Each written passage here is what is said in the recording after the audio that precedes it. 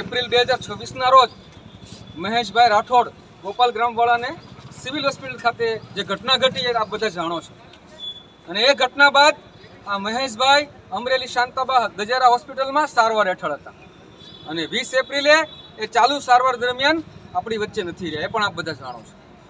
હવે જે આજે જે ઘટના ઘટી રહી છે એ ઘટના વિશે આજે હું તમને કહેવા માંગુ છું કે આજે આ ઘટનાની અંદર મહેશભાઈ આપણી વચ્ચે નહીં રહેતા આની અંદર પોલીસ તંત્રએ નામદાર સ્પેશિયલ એટ્રો કોર્ટમાં સેશન કોર્ટની અંદર બીએનએસની કલમ 301 જૂની આઈપીસીની કલમ 302 નો ઉમેરો કરવાનો રિપોર્ટ ફાઇલ કર્યો છે અને એની અંદર નામદાર કોર્ટે આજે ફર્સ્ટ હિયરિંગ હતું જે મારા સમાજના આગેવાનો, મારા સમાજના વકીલો, ઇન્ટેલેક્ચ્યુઅલ લોકો, મારા સમાજની બહેનો, માવડીઓ, નાના બાળકો, બધા જે યુવાનો હાજર રહ્યા છે એનો હૃદયપૂર્વક આભાર માનું અને કોર્ટની અંદર સરસ રીતથી અમે આર્ગ્યુમેન્ટ કરી અને કોર્ટને એવું કીધું કે નામદાર કોર્ટમાંથી અમને ભરોસો જે કાંઈ ઓર્ડર થશે એ ઓર્ડર થાય। આ ઘટનાની અંદર મહેશભાઈને મારવામાં આવ્યો છે, એને ચાલુ સારવાર દરમિયાન અવસાન થયું છે એટલે 302 નો ઉમેરો નેચરલ કોર્સમાં થવો જોઈએ એવી અમારી માંગણી છે।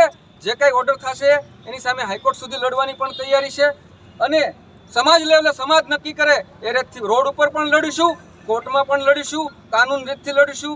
બાબા સાહેબને માનનારા છીએ, કાયદો હાથમાં લીધા વગર શાંતિ રીતથી પ્રોટેસ્ટ કરવાનો અમારો અધિકાર છે।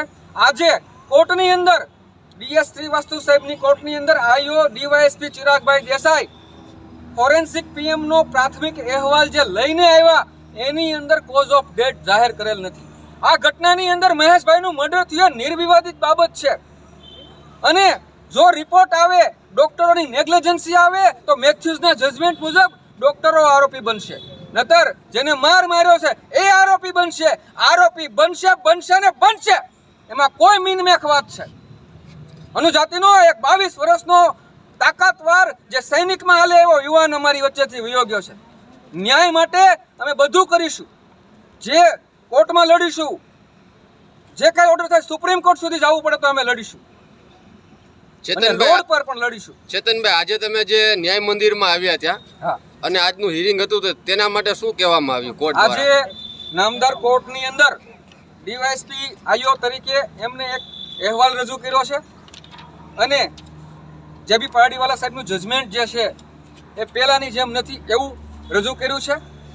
એ પારડીવાલા સાહેબનું જજમેન્ટ જે છે એ પણ અમે એવું કીધું છે, આ પોલીસ તંત્રને તમારા માધ્યમથી કહું છું કે તમે કાયદો છે ને અનુસૂચિત જાતિ માટે નહીં રાખતા, આવા બીજા મર્ડરો બને ને ત્યારે આ પારડીવાલા સાહેબનું જજમેન્ટનું અમલ કરજો, ને તો અમે પૂછવાવાળા મરી નથી ગયા।